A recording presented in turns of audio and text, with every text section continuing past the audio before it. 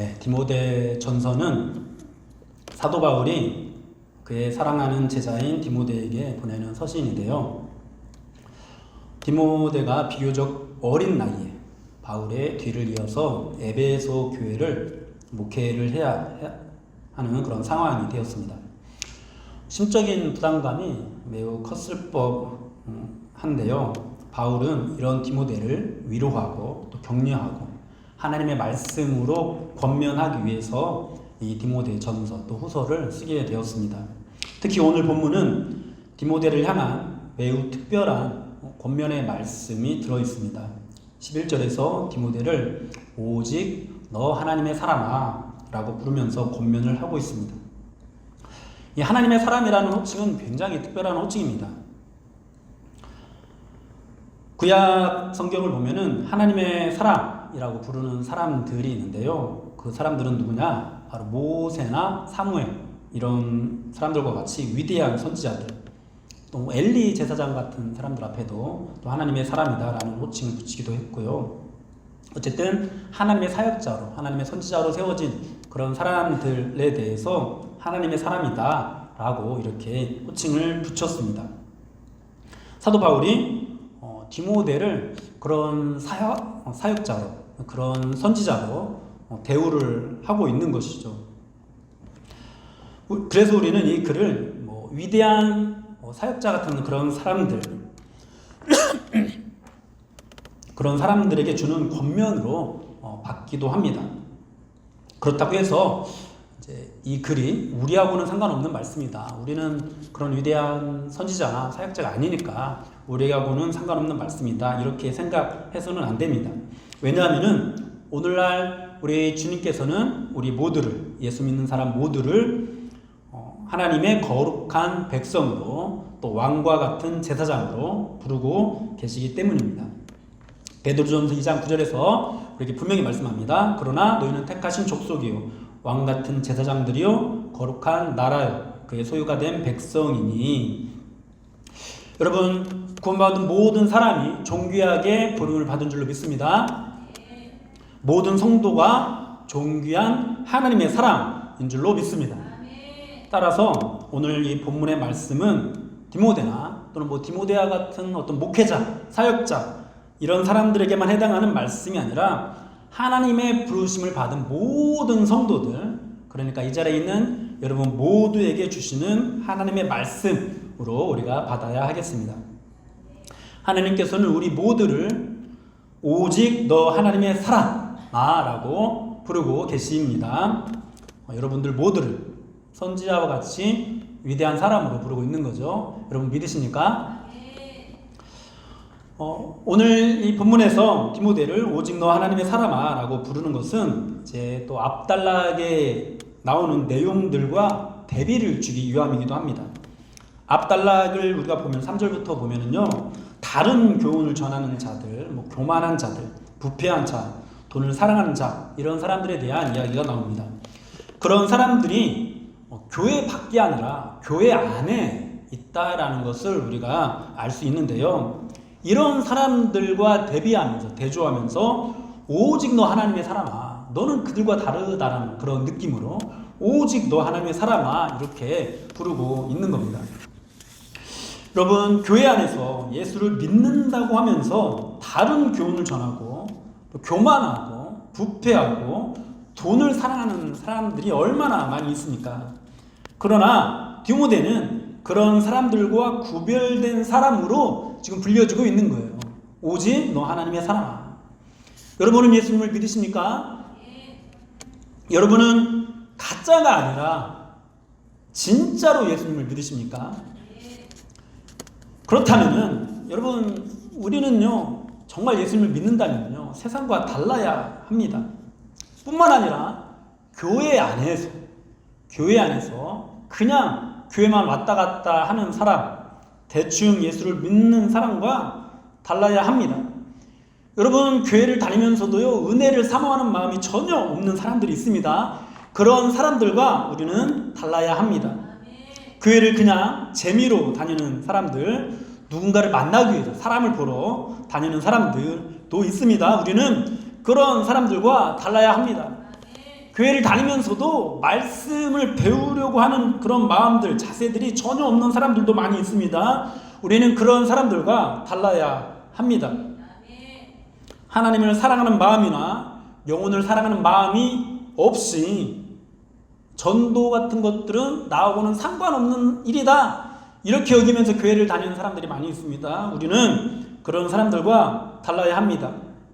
신앙을 통해서 자기 성공을 추구하는 사람들도 있습니다. 자기 이익을 추구하는 사람들도 있습니다. 여러분, 우리는 그런 사람들과 달라야 합니다. 왜 그렇습니까? 우리는 그들과 다른 오직 너 하나님의 사람이기 때문입니다.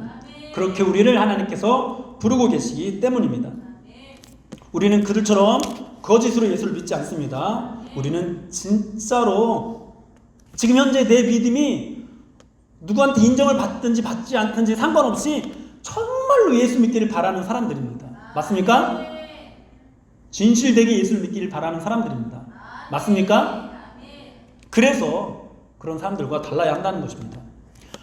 물론 우리 중에는 이제 아직 은혜를 경험하지 못한 사람들이 있을 수 있습니다.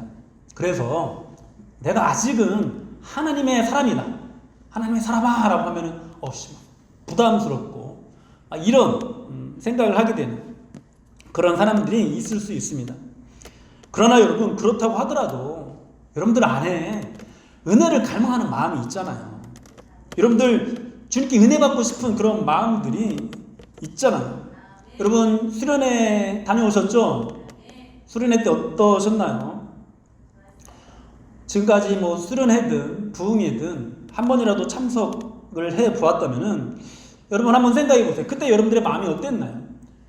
물론 막 은혜로 충만하고 정말 울고 불면서 기도를 했던, 찬양을 했던 그런 사람들도 있을 겁니다. 그런데 그러지 못한 사람들도 분명히 있을 거예요. 그러나 그러지 못했다 하더라도 나도 정말 은혜 받고 싶다, 여러분, 이런 마음들이 여러분들 안에 있지 않았나요?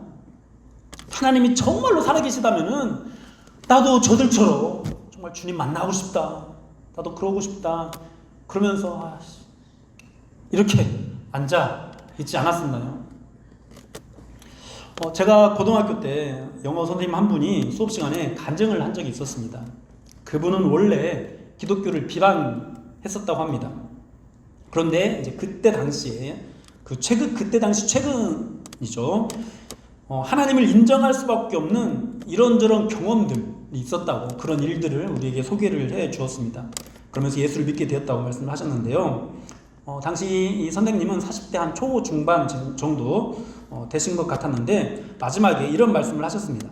아직은 나는 이제 예수 막 믿기 시작해가지고 아직은 잘 모르겠다, 아는 것도 없고, 다만 하나님이 살아계시다라는 것을 내가 부인할 수 없게 됐다, 인정하게 되었다. 예전에는 예수 믿는 그런 사람들 앞에서 또 막 방방 뛰면서 은혜 받는 그런 사람들을 보면서 비난하고 비방을 했었다. 지금도 그 사람들이 다 이해가 되지는 않는다. 그리고 나도 그 사람들처럼 하라고 하면 나는 하지 못하겠다. 그런데 지금 달라진 게 있다면 나도 그 사람들처럼 되고 싶다. 나도 정말 그렇게 뜨겁게 하나님을 만나고 싶다. 그리고 너희들도 그런 마음들이 생겼으면 좋겠다. 그 선생님의 간증을 들으면서 저는 제가 중3 때 처음 여름 수련회를 참석했을 때가 떠올랐습니다. 그때 저도 아무것도 몰랐습니다. 네, 저는요, 그렇게 좀 살았던 그런 비행 청소년이었습니다. 저희 김제에 있는 시골에 있는 세 개 교회가 연합을 해서 진안에 있는 산골 마을로 수련회를 갔습니다. 그곳에서 통성으로 기도를 하는 사람을 보았고 또 방언을 하는 사람도 보았습니다. 그때 제 마음이 딱 이 선생님 같았어요. 나도 저렇게 되고 싶다. 나는 아무런 은혜도 없이 그냥 막 이렇게만 있었거든요. 근데 그 마음이 또 제 입을 열게 하더라고요. 그 마음이 제가 이제 부르짖게 하더라고요. 어쨌든 처음부터 부르짖었던 것이 아니고 처음 마음은 이거였어요. 나도 저렇게 되고 싶다.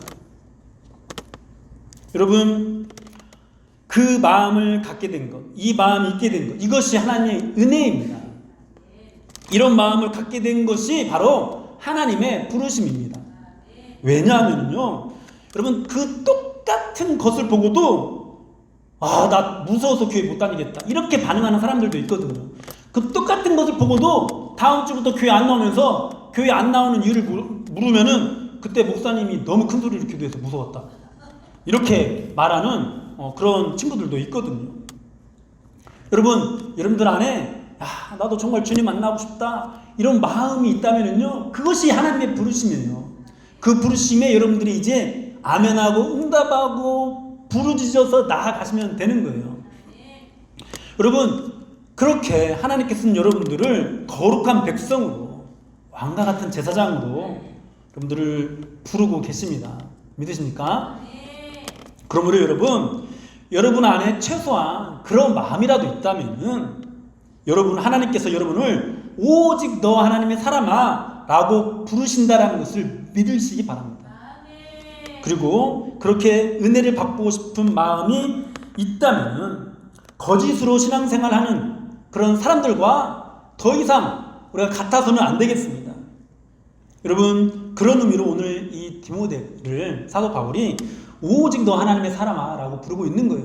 앞에 교회 안에서 막 분란을 일으키고 잘못된 믿음을 가지고 있고 다른 복음을 가지고 있고 다른 교훈을 가지고 있는 그 사람들을 언급하면서 그들과는 다른 존재, 그들과는 다르게 살아야 되는 다른 모습을 가지고 있는 오직 너 하나님의 사람아 이렇게 부르고 있는 겁니다.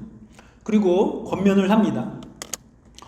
이것들을 피하라고 말씀을 합니다. 그리고 따라야 할 것이 있다고 말씀을 합니다. 여기서 말씀하는 이것들은 바로 이제 앞 단락에서 언급한 것들인데요. 사도 바울은 교회 안에 다른 교훈을 가르치는 그런 사람들이 있고 또 말씀과 경건에 관한 교훈을 제대로 가르치지 않는 그런 모습들도 있다라고 말씀을 하면서 그런 일이 있을 때 정말 좋지 않은 일들이 교회 안에서 나타나게 되는데 어떤 일이 나타나게 되느냐? 그 앞에 쭉 이제 여러분들이 3절부터 쭉 말씀 보면서 들으면 되겠습니다. 교만하게 되고요. 또 변론과 언쟁을 좋아하게 되고요. 사소한 것으로 트집을 잡아서 투기하고 분쟁하고 비방하는 일들이 나타나게 된다고 합니다. 다툼을 일으키는 거죠. 또 마음이 부패하여서 진리를 잃어버리게 된다라고 말씀을 합니다. 순수하게 하나님을 사랑하는 마음으로 경건을 추구해야 되는데 경건을 자신의 이익을 위해서 그렇게 사용하게 된다라고 말씀을 합니다. 그저 복받기 위해서, 능력받기 위해서 경건 생활을 하는 거죠. 그런 것들을 피하라는 거죠. 사랑하는 여러분, 우리는 지금까지 이 교회 안에서 얼마나 많은 그런 다른 교훈들을 용납해 왔는지 모릅니다. 교회 안에 숨어 들어온 다른 교훈은 우리가 생각했던 한 것보다 훨씬 더 많이 있습니다. 여러분, 이미 같은 교회라는 이름을 가지고 있는 그런 교회들 안에 다양성이라는 명목으로 다원주의가 숨어 들어와서 여러 가지 종교 통합 운동을 추진하는 그런 일들을 벌이고 있기도 합니다. 인간의 가능성을 부추기고 인간의 자격과 공로를 떠받들게 하는, 그래서 막 오직 복받기 위해서, 오직 내가 잘되기 위해서, 그래서 뭔가 막 잘되기 위해서 열심히 하는, 하나님을 사랑해서 열심히 하는 것이 아니라 이미 복을 받았다라는 것을 깨닫고 그 복에 감격해서 열심히 하는 것이 아니라 그저 내가 잘되기 위해서 열심히 하는 그런 모습들이 우리 안에서 정말로 많이 나타납니다. 물론 우리는요, 다른 교훈이 정확히 무엇인지 규정하는 것이 참 어렵습니다.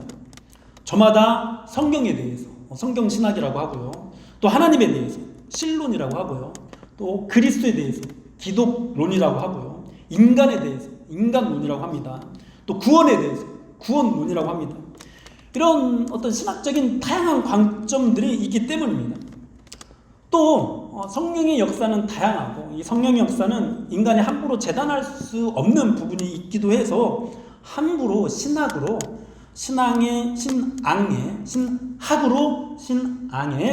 옳고 그름을 논하는 것도 우리가 굉장히 조심해야 하는 일이기도 합니다. 다만 여러분 안에 어떤 교훈이 있는데 그 교훈이 여러분을 교만하게 하거들라 뒤도 돌아보지 말고 바로 피하십시오. 여러분이 변론과 언쟁을 일삼고 있거든요. 모든 생각과 그 기준들을 다 내려놓고 피하여 도망치십시오.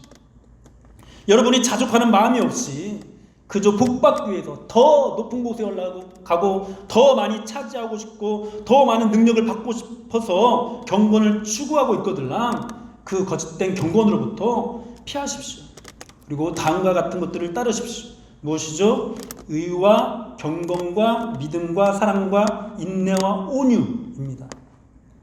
우리는 의를 따라가야 합니다. 우리의 자격과 공로로 얻어지는 의가 아닙니다. 오직 그리스도의 은혜로 얻게 되는 의입니다. 우리는 경건을 따라가야 합니다. 앞에서 5절에서 이익의 방도로 생각하는 경건을 이익을 위한 목적으로 사용하는 그런 경건, 이런 경건은 피해야 하는 것이고요. 자족하는 경건, 참된 경건을 우리가 따라야 합니다. 하나님께서 주시는 은혜의 선물인 믿음도 우리가 반드시 붙잡아야 합니다. 하나님의 사랑을 입은 자들만이 할 수 있는, 하나님을 사랑하는 것, 이웃을 사랑하는 것, 이 사랑도 반드시 따라가야 합니다. 사랑의 수고로 감당해야 하는 인내도 우리가 반드시 따라가야 합니다. 또 온유도 따라가야 합니다. 여기서 온유는 이제 온유하다라는 뜻을 가진 프라이스라는 단어에서 파생된 것인데요. 예전에도 설명을 드린 적이 있는 것 같은데, 이것은 그냥 단순히 착한 것, 온순한 것, 이것을 의미하지 않습니다. 이 단어는요, 동물이 사람에게 길들여진 그런 상태를 의미하는 겁니다. 그러니까 사나운 짐승도 사람에게 길들여지면은 그 주인 앞에서 온순해지잖아요. 그러나 주인이 또 명하면, 또 주인을 보호하기 위해서라면은 누구보다도 용감해지기도 합니다. 그러니까 능력이 없는 상태 또는 온순한 상태, 이것을 의미하는 것이 절대로 아닙니다. 길들여진 상태, 하나님께 길들여진, 하나님께 순종적이 된 그런 상태가 여기서 말하는 온유입니다. 여러분, 그런 온유를 우리가 따라가야 합니다. 여러분, 이런 것들을 따르라고 하면 이제 어떤 마음이 들어오시나요? 그러면 그렇지, 너 하나님의 사람아, 이거 나는 그런 사람 아닌데, 나한테도 하나님의 사람이라고 할 때부터 알아봤어, 이런 것들 요구할 줄 알았어, 이러면서 부담스럽고, 그래, 이거는 우리한테 주는 말씀이 아니야, 사역자나 목사님들이나 위대한 선지자, 이런 사람들에게만 해당하는 말씀이야. 여러분, 그렇지 않습니다. 여러분이 모두가 구원받은 백성이고 모두가 오직 너 하나님의 사람입니다. 우리는 그냥 적당히 신앙생활 하기 위해서 모인 그런 사람들이 아닙니다. 여러분, 이 싸움을 얼마나 우리가 치열하게 해야 되냐면요, 12절에서 선한 싸움을 싸워야 된다고 말씀을 하고 있고 영생을 취해야 된다고 말씀을 합니다. 여러분, 영생은 하나님의 선물인데 이것을 또 취해야 된다고 표현을 하고 있어요. 이것이 무슨 뜻일까요? 비록 이 영생이라는 것이 우리의 어떤 노력이나 우리의 어떤 자격이나 우리의 공로로 얻어지는 것은 아니지만은 하나님께서 은혜로 주신 선물, 이 영생은 우리가 그것을 받을 때 수동적으로 피동적으로 받는 방식으로 우리가 받게 되는 것이 아니라는 거예요. 능동적으로, 적극적으로 그것을 받는 방식으로 그 은혜의 선물을 받는다라는 것을 뜻하는 거예요. 그러므로 영생을 얻은 사람, 이 은혜의 선물인 영생을 받은 사람은 절대로 소극적으로 살지 않습니다. 절대로 피동적으로 살지 않습니다. 선물이니까, 택한 사람만 받는 거니까, 하나님이 알아서 하는 거네, 우리가 아무리 노력해도 소용없네, 이것은 영생이 없는 거예요. 영생 있는 사람은 절대로 피동적이지 않습니다. 이것을 취하게 됩니다. 적극적으로 취하는 삶을 살아가게 됩니다. 그래서 오늘 본문에서도 영생을 취하라라고 말씀을 하고 있는 것입니다. 여러분, 그렇습니다. 예수를 믿는다라는 것은, 우리가 구원을 받았다라는 것은 이처럼 이전과 전혀 다른 삶의 모습을 보이게 된다라는 것을 의미합니다. 예수를 믿는다고 하는데, 내가 너 종교가 뭐니? 라고 물어볼 때 나 그리스도인이라 라고 대답을 하는데 이전과 전혀 달라지는 모습이 없다. 여러분, 이것은요, 그 사람이 구원받은 사람이라는 것을 전제로, 정말 예수를 믿는다는 것을 전제로, 예수를 믿는데도 전혀 이전과 달라지지 않는 것은요, 여러분, 사람이 물 위를 걷는 것보다도 훨씬 더 놀라운 기적입니다. 정말 놀라운 일이에요. 어떻게 예수를 믿는데 이전과 같을 수가 있죠? 어떻게 내가 그리스도인이라고 사람들 앞에서 나를 소개를 하는데, 그렇게 나를 고백을 하고 있는데 어떻게 전혀 달라지지 않을 수가 있죠? 있을 수가 없습니다. 성령의 능력이 그렇게 약하지가 않아요. 성령의 능력이요, 없는 것이 아니에요. 어떤 믿는 사람에게만 나타나고 어떤 믿는 사람에게는 나타나지 않는 게 아니에요. 모든 예수 믿는 사람에게 나타나는 것이 성령의 능력이에요. 그래서 예수를 믿는데 전혀 달라지지 않는다, 이것은 기적이에요. 있을 수가 없거든요. 절대로 그렇지 않아요. 적극적으로 영생을 취하는 삶을 살게 됩니다. 여러분, 이 말씀이 얼마나 적극적인 요구인지 이 원어의 의미를 알면 더 분명해지는데요. 피하라, 따르라, 앞에서 말씀을 했잖아요. 이 단어가요, 우리가 생각하는 것보다 훨씬 더 강한 의미의 말씀입니다. 여러분, 동물의 왕국이나 이런 그 TV 프로그램을 보면은 사자와 같은 맹수가, 유튜브 짤 영상으로도 많이 있는 것 같아요. 사자와 같은 맹수가 사냥감, 사슴이나 이런 짐승들을 막 쫓아가는 것을 볼 거예요. 보신 적 있으시죠? 여러분, 이 맹수가 얼마나 집요하게, 또 얼마나 맹렬하게, 얼마나 사납게 쫓아갑니까? 조금 쫓다가 말고 그럽니까? 아니죠. 죽으라고 쫓아갑니다. 이렇게 따라가는 거죠. 그러면 이제 쫓김을 당하는 이 사냥감, 이 동물은 얼마나 또 죽기 살기로 피합니까? 여러분, 대충 도망갑니까? 제가 이제 이것을 유초동부에서 설교하면서 제가 유초동부 애들한테 장난을 많이 치거든요. 장난을 치니까 아이들이 저기서 저를 마주치면은 이렇게 돌아가는 애들이 있어요. 이렇게 돌아가는 애들이 있어요. 그렇게 피하는 게 아니에요. 그 정도로 피하는 것이 아니에요. 우리가 길 건너가면서 지나다니는 차원에 좀 피하고 가야지. 이 정도의 피함이 아니에요. 저기에 사자가 나타났어요. 여러분, 성경에서는 이것을 뱀을 피하다라고 할 때 사용이 되기도 하는데요. 여기다 뱀을 가운데다 막 던졌다고 생각해보세요. 뱀이다. 이런 사람이 있을까요? 소스라치게 놀라면서 하면서 다 도망치지 않을까요? 그렇게 피하는 거예요. 그렇게 피하라고, 그렇게 정신없이 피하라고, 뒤도 돌아보지 말고 피하라고, 적들이 나를 따라오는 것을 피하는 것처럼, 또 나의 적을 쫓아가는 것처럼 그렇게 피하고 그렇게 따르라고 말씀을 하고 있는 거예요. 왜 그런 정도로 피하고 따르는 삶을 살아야 할까요? 사도 바울은 이를 위하여 네가 부르심을 받았고 많은 증인 앞에서 선한 증언을 하였도다 라고 말씀을 합니다. 하나님께서 우리를 부르신 이유가 바로 그 싸움을 하게 하기 위함이라고 말씀을 하고 있습니다. 또 우리가 바로 그런 신앙의 고백을 여러 증인들 앞에서 했다라고 말씀을 하고 있어요. 사랑하는 여러분, 우리가 교회 다니면서 나 예수 믿어요, 나 크리스찬이에요 라고 말하는 것은요, 결코 가벼운 말이 아닙니다. 굉장히 엄숙한 말입니다. 매우 무게 있는 말입니다. 여러분, 과거 우리 믿음의 선진들은요, 내가 그리스도인이라는 그 말을 고백할 때 목숨을 걸고 고백을 했어요. 이 디모데가 사역하고 있는 현재 이때, 사도 바울이 사역하고 있는 이 시대 때도 나 그리스도인이야 라고 말을 할 때는요, 목숨을 걸고 또 굶어 죽을 각오를 하고 그렇게 고백을 했어요.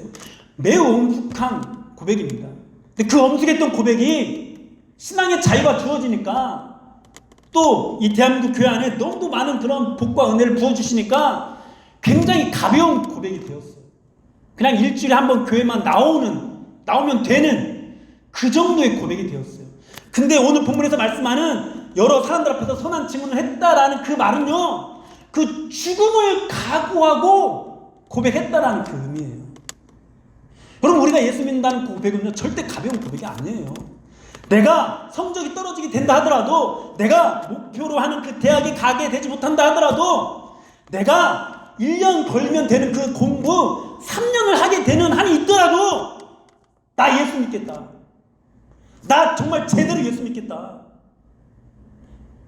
이런 고백인 거예요. 여러분, 그런 엄숙한 각오로 우리는 수많은 사람들 앞에서 우리를 그리스도인이라고 소개를 해야 됩니다. 여러분, 학교에서 너 교회 다니니? 너 종교가 뭐니? 라고 물어볼 때 나 크리스찬이야, 나 교회 다녀. 그런 고백을 할 때 이 사람이 내가 예수 믿는다는 걸 알게 되면은 나를 고발해서 나를 고문하고 나를 죽이고 이런 일이 일어날 수도 있어. 어떤 그런 심정으로 나 예수 믿는다고 고백을 해야 됩니다. 그리고 그런 엄숙한 마음으로 내 신앙을 고백했다면은 반드시 앞에서 피해야 됩니다. 교만을 피해야 됩니다. 투기와 비방과 악한 생각으로부터 필사적으로 도망쳐야 합니다. 마음이 부패해져서 그저 내가 복받기 위해서, 내가 잘되기 위해서 신앙생활하는 그런 종교인으로부터 탈피해야 됩니다. 돈을 사랑하면서는 결코 안 됩니다. 왜요? 우리는 엄숙한 각오로, 엄숙한 고백으로 예수를 믿는다고 고백을 했거든요. 우린 진정한 그리스도인이거든요. 우리는 그냥 교회만 왔다 갔다 하는 그런 대충 예수 믿는 사람들과 다른거든요. 우리는 오직 너 하나님의 사람이거든요. 맞습니까, 여러분? 여러분 그렇게 오직 너 하나님의 사람아로 나는 예수 믿는 사람이야, 나는 그리스도인이야 라고 고백을 하고 있습니까? 사도 바울은 그런 엄숙한 마음으로 권면을 하고 있는 거예요. 13절에서도 이렇게 권면합니다. 만물을 살게 하신 하나님 앞과 본디오 빌라도를 향하여 선한 증언을 하신 그리스도 예수 앞에서 내가 너를 명하노니. 여러분, 예수님이 본디오 빌라도 앞에서 십자가의 죽음을 각오하고 증언을 하셨습니다. 이 권면을 무겁게 받으시기 바랍니다. 엄숙하게 받으시길 바랍니다. 대충 교회만 다니면 됐지라는 심정이 아니라 필사적으로 살기 위해서 도망치는 심정으로, 필사적으로 사냥감을 쫓아가는 그런 심정으로 여러분 이 말씀을 받으시기 바랍니다. 이 말씀, 그런 삶을 언제까지 살아야 됩니까? 14절에서 우리 주 예수 그리스도께서 나타나실 때까지 흠도 없고 책망받을 것도 없이 이 명령을 지키라고 말씀합니다. 그리스도께서 다시 오실 때까지, 즉 세상이 끝날 때까지 그렇게 살아야 한다는 거죠. 이 말씀을 지켜야 한다는 거죠. 이 말씀은요, 결국 지금이 세상 마지막 날이다, 내일 당장 지구 종말이 온다, 내일 주님께서 다시 오신다, 이런 심정으로 우리가 하루하루를 살아야 된다라는 것을 의미합니다. 그렇습니다. 여러분, 우리는요 주님이 다시 오시는 것을 고대하는 사람입니다. 와, 주님 어서 오시옵소서, 주님 내일이라도 다시 오시옵소서, 주님 이번 주 안에 오시옵소서, 이렇게 주님의 다시 오심을 갈망하는 사람들입니다. 예수 믿는 믿음이 그런 믿음이에요. 여러분, 그렇게 사는 사람들이 오늘 하루를 어떻게 살겠습니까? 여러분, 내가 이제 일주일밖에 못 산다는 그런 시한부 선고를 받은 사람이 하루하루를 어떻게 살아가겠습니까? 여러분, 오늘 하루가요, 어제 그토록 살기를 갈망하고 죽어갔던 사람이 살고 싶었던 그 하루예요. 오늘 하루가. 여러분, 우리는 늘 그런 마음으로 살아야 합니다. 그런 마음으로 우리의 믿음을 붙잡아야 합니다. 내일 당장 주님이 다시 오실 수도 있다. 그렇게 깨어서 우리는 따라야 될 것을 따르고 피해야 될 것을 피하는 삶을 살아야 합니다.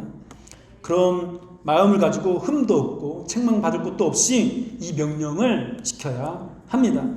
그러면서 또 말씀합니다. 15절부터 우리가 쭉 보면은요, 이 하나님이 어떤 분이신가에 대해서 말씀을 하고 있습니다. 그러면서 그 하나님께 영광을 돌리는 그런 내용의 말씀인데요, 우리 그리스도인들이 정말로 예수님을 믿는다면, 정말로 예수님이 우리를 위해 죽으셨고 다시 살아나셨고 반드시 다시 오셔서 세상을 심판하실 것을 믿는다면 예수 믿는 사람답게 살아야 되는데, 왜 그렇게 살아야 되느냐?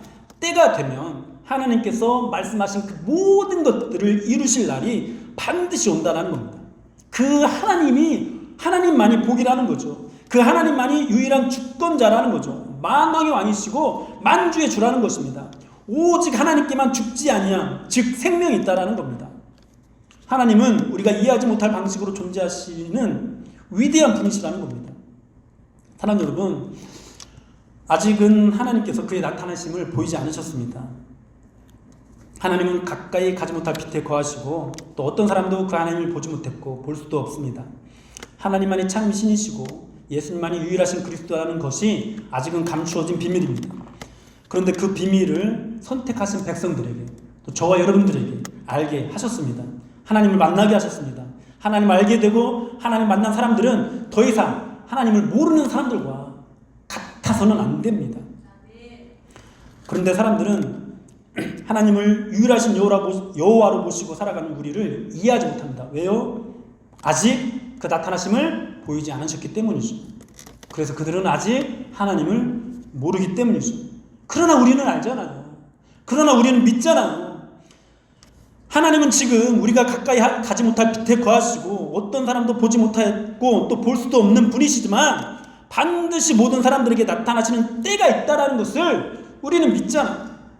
그때는 모든 사람이 지금은 우리만 알지만 지금은 우리만 믿지만 지금은 우리만 들을 수 있지만 그때가 되면 하나님께서 나타내시는 그때가 되면 모든 사람이 와 정말로 하나님만이 복이었구나. 하나님만이 만왕의 왕이었구나. 하나님만이 만주의 주셨구나. 이런 사실을 알게 될 거라고요. 여러분 이렇게 권면하는 이 말씀의 의미를 아시겠습니까? 말씀을 정리해 볼까요? 우리가 진정으로 예수님을 믿는다면 그냥 대충 교회나 다니는 사람이 아니라 진심으로 하나님께 은혜를 입은 사람이라면 여러분 이러한 것들은 필사적으로 피하고 또 저러저러한 것들은 필사적으로 따라야 하는 삶을 살아야 합니다. 우리가 예수를 믿는다는 신앙 고백은 그 정도로 무게가 있는 고백이기 때문입니다. 그리고 다른 사람은 모르지만 세상 사람들은 모르지만 그저 대충 교회만 왔다 갔다 하는 사람들은 모르지만 우리는 압니다. 하나님만이 온 세상의 유일한 창조주이십니다. 하나님만이 우리의 유일한 왕이십니다. 만주의 주이십니다. 그리고 그분께서 나타내실 날이 반드시 오십니다. 우리는 내일이라도 당장 그분이 그렇게 나타내시기를 소망하는 그런 사람들입니다. 여러분 우리가 그렇게 그 비밀을 알고 있으니 얼마나 영광스럽습니까? 우리가 우리의 만왕의 왕 되신 그분을 알고 있으니 얼마나 영광스럽습니까?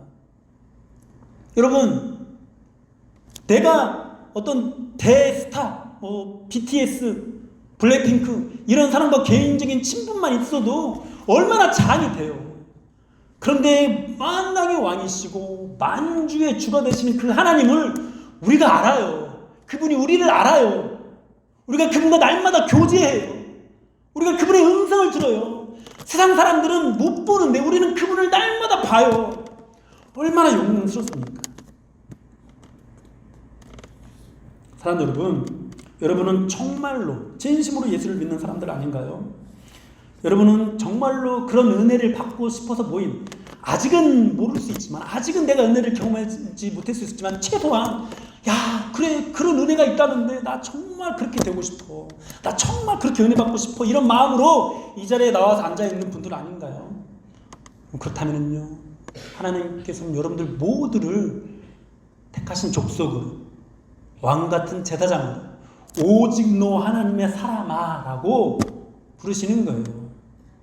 그렇다면 이제는 달라야겠죠. 앞에 언급된 그 막 피해야 될 것들, 이런 것들은 절대로 따라가서는 안 되겠죠. 소스라치면서 놀라면 내가 죽기 살기로 그것으로부터 도망치는 삶을 살아야 되겠죠. 그리고 우리가 따라야 된다고 말씀하는 이것들 정말 소극적으로가 아니라 대충 길에서 쫄래쫄래 우리 부모님 어린아이가 부모님 막 쫓아가듯이 그 정도로 쫓아가는 것이 아니라 죽기 살기로 절대로 놓쳐서는 안 된다는 심정으로 따라가야 합니다. 사랑 여러분, 하나님께서 여러분들을 오직 너 하나님의 사람아 라고 부르십니다. 우리 옆에 있는 우리 친구들 보면서 성도님들 보면서 한번 이렇게 불러볼까요? 반갑다 하나님의 사람아. 네. 하나님을 아는 사람으로 여러분들을 부르십니다. 치열하게 싸우십시오. 영생을 취하십시오. 하나님이 그 영광을 나타내실 날이 반드시 옵니다. 그날에 모든 영광을 다 누리시는 여러분들 되기를 축복합니다.